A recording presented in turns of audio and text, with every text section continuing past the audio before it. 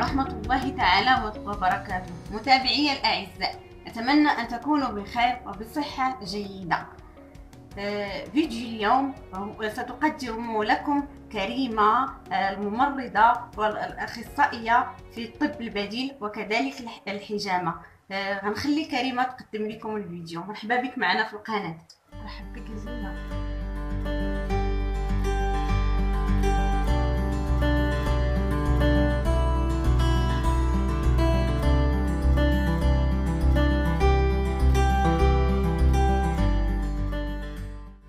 السلام عليكم ورحمة الله تعالى وبركاته.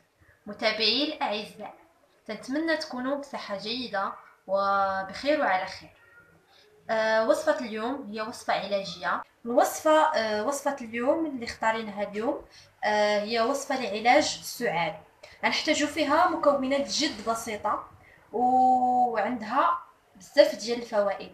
منها هذا المكون الأساسي هو حب الرشاد المحتوي على الفوسفور كالسيوم والبوتاسيوم اللي هما جد مهمين للذات ديال الجسم.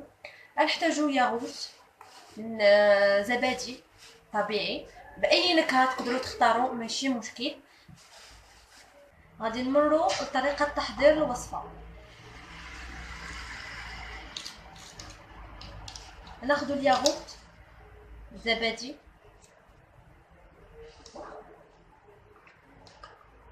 نوضعوه في صحن،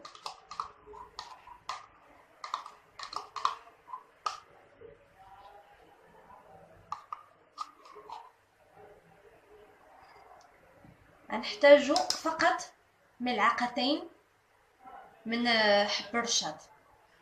بالنسبه لحب الرشاد للناس اللي عندهم سعال حاد يكتفيوا ب3 أيام فقط متتابعة. أما إذا كان السعال جد بسيط يوم فقط كافي.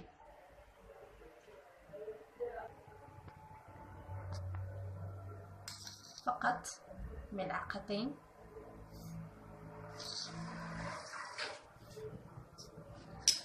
نمزج المكونات جيدا حتى نحصل على هذا الخليط. نترك هذا الخليط لمدة 2 ساعات فقط في الثلاجة. نتناوله قبل النوم مباشرة.